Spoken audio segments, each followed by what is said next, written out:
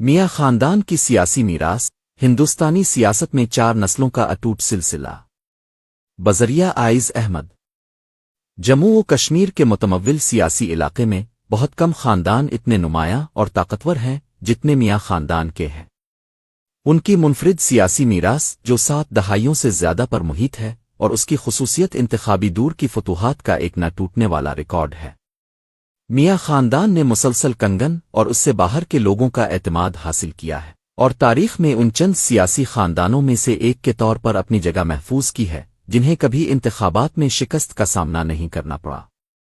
جموں و کشمیر کی آئین ساز اسمبلی سے لے کر جدید دور کے نسلی منظر نامے تک معاہدے نے اپنی بنیاد کو برقرار رکھا ہے جس میں وہ اپنی نمائندگی کرنے والے لوگوں کے ساتھ وابستگی، خدمت اور غیر متزلزل تعلقات کا اظہار کرتے ہیں۔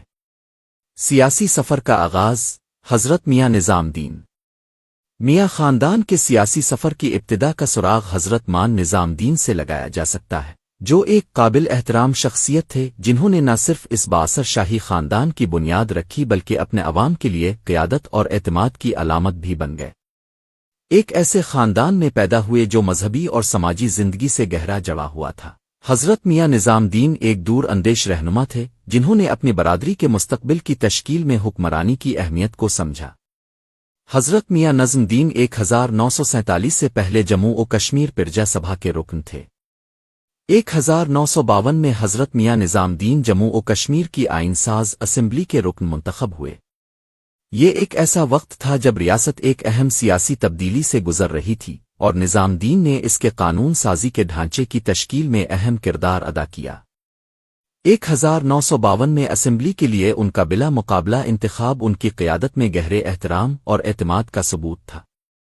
اس عقیدے کو بعد کے سالوں میں اس وقت تقویت ملی جب وہ 1952 سے 1967 تک لگاتار 3 بار کانگن حلقہ سے بلا مقابلہ قانون ساز اسمبلی (MLA) کے رکن منتخب ہوئے۔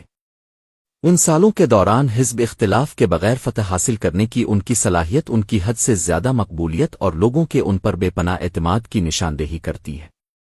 میاں نظام دین کا لیڈرشپ سٹائل عاجزی، دیانتداری اور اپنے لوگوں کی ضروریات کی گہری تفہیم پر مبنی تھا۔ انہوں نے حکمرانی کی ترقی پر توجہ مرکوز کی، اس بات کو یقینی بناتے ہوئے کہ کانگن حلقے کے دور دراز علاقوں پر مناسب توجہ اور وسائل حاصل ہوں۔ ان کی انتخابی کامیابی نے سیاست میں میاں خاندان کے مستقبل کے لیے مرحلہ طے کیا جس سے خدمت کی میراث پیدا ہوئی جسے ان کی اولادہ آگے لے جائے گی۔ نئی نسل حضرت میاں بشیر احمد۔ حضرت مان نظام دین کی انتھک خدمات کے بعد قیادت کی ذمہ داری ان کے بیٹے حضرت میاں بشیر احمد کے پاس چلی گئی، جو ایک ایسے رہنما تھے جن کی سیاسی مہارت اور عوامی خدمت سے وابستگی ان کے والد کی عکاسی کرتی تھی۔ میاں بشیر احمد نے 1967 سے 1983 تک MLA کی حیثیت سے کنگن حلقے کی نمائندگی کی اور پچھلے انتخابات میں انہوں نے ضلع راجوری سے درحال اسمبلی حلقے سے ناراضگی کا اظہار کیا، جس عرصے کے دوران وہ 4 بار دوبارہ منتخب ہوئے تھے۔ اس کا اثر و رسوخ وادی کشمیر سے آگے بڑھ گیا کیونکہ وہ جموں و کشمیر کے دونوں صوبوں سے الیکشن لڑنے والے خطے کے واحد سیاستدان بن گئے۔ میاں بشیر احمد کی قیادت علاقائی تقسیم کو ختم کرنے کی ان کی صلاحیت سے نشان زد تھی، جس سے انہیں جموں و کشمیر کے سیاسی منظر نامے میں ایک منفرد مقام حاصل ہوا۔ انہوں نے صوبائی اور ریاستی سیاست دونوں میں اہم کردار ادا کیا، بالآخر وزیر کے طور پر خدمات انجام دیں۔ ان کے دور میں کئی ترقیاتی منصوبوں کا نفاذ دیکھا گیا، خاص طور پر بنیادی ڈھانچے، تعلیم اور صحت کی دیکھ بھال پر توجہ مرکوز کی گئی۔ ان سب کا مقصد ان کے حالات کے معیار زندگی کو بہتر بنانا تھا۔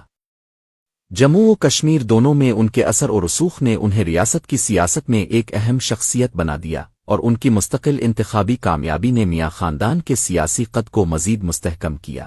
جس چیز نے میاں بشیر احمد کو الگ کیا وہ لوگوں کی عوام کو سمجھنے کی ان کی صلاحیت تھی۔ ان کی ذہنی حالت کے ساتھ ان کا ایک فطری تعلق تھا اور ان کی قابل فطرت نے انہیں عوام کے درمیان ایک محبوب شخصیت بنا دیا۔ وہ صرف ایک سیاستدان ہی نہیں تھے بلکہ ایک ایسے رہنما تھے جنہوں نے اپنے لوگوں کی فلاح و بہبود کو سب سے زیادہ ترجیح دی۔ ان کی فتوحات صرف انتخابی جیت نہیں تھیں بلکہ میاں خاندان اور ان لوگوں کے درمیان گہرے رشتے کا اعادہ تھیں جن کی انہوں نے خدمت کی تھی۔ میاں الطف احمد، روایت کو جاری رکھنا۔ میاں خاندان کی سیاسی میراث کی تیسری نسل کو حضرت میاں نظام دین کے پوتے میاں علا احمد نے آگے بڑھایا۔ میاں الطاف احمد کا سیاسی کیریئر لچکدار، مستقل مزاجی اور اپنے دادا اور والد کی طرف سے مقرر کردہ عوامی خدمت کے اصولوں سے گہری وابستگی کا حامل ہے۔ 1987 سے 2014 تک لگاتار 5 بار کنگن سے MLA منتخب ہوئے۔ مان الطاف احمد نے میاں خاندان کی حیثیت کو ریاست میں سب سے زیادہ قابل اعتماد سیاسی خاندانوں میں سے ایک کے طور پر مستحکم کیا۔